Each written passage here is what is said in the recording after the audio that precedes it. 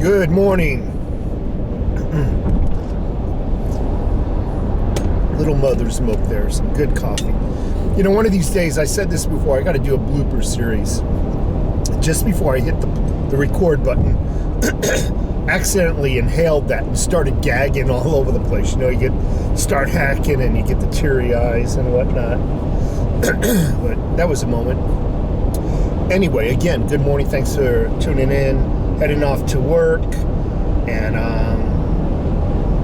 what was it, 2 days left? Not even 2 days. 2 days left before this country decides whether it wants to go socialism or freedom. I'm hoping that the people are leaning towards freedom.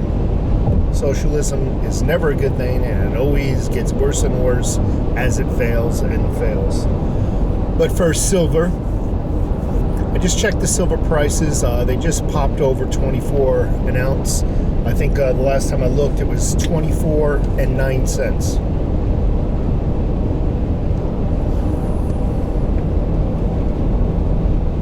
I don't know why people take the freeway when they're only going like 35 miles an hour.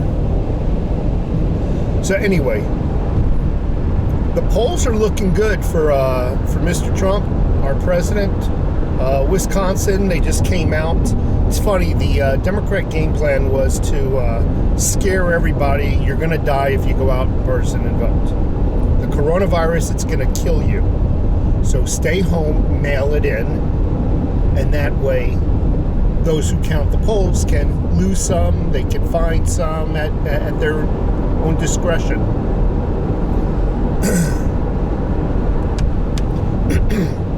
So, just now, Wisconsin governor comes out after seeing his polls. It's not looking good for Trump.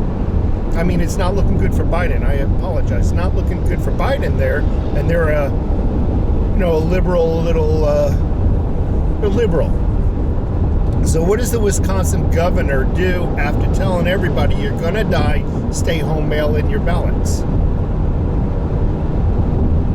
Tells them to go in person and vote. No, go out in person, vote.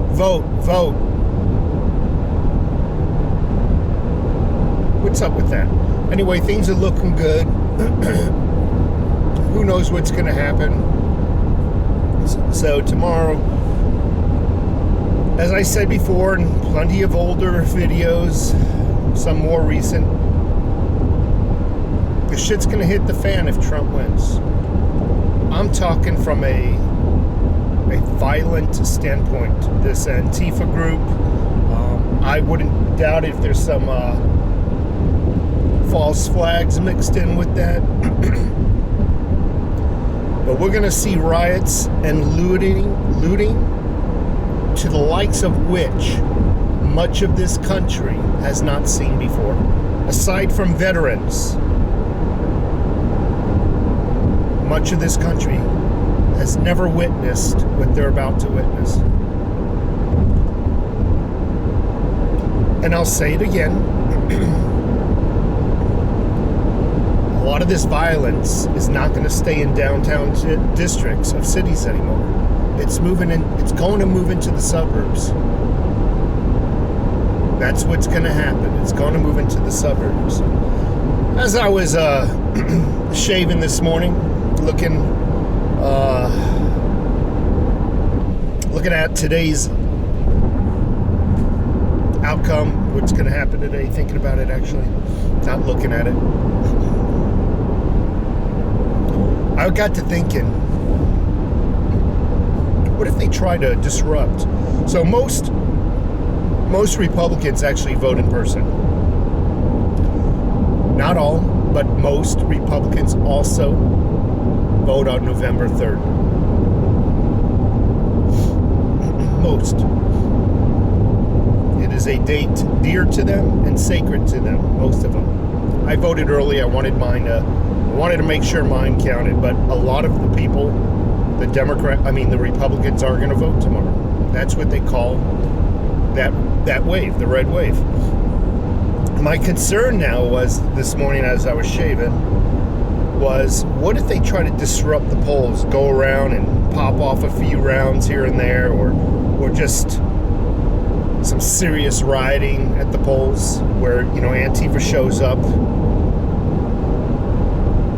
a couple of hundred at a time, and just starts disrupting polls, as people are waiting in lines.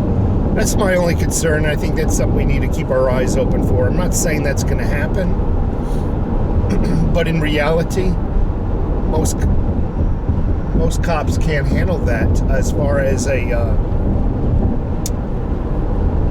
personnel standpoint. I mean, they're trained to handle that, don't get me wrong, but there's not enough, for example, there's not enough cops here in Tucson to respond to every polling place and do their other duties. Reports here and there, robberies, disputes and whatnot. So that concerns me that they would be overwhelmed, is what I'm trying to say. So I hope it doesn't go there. And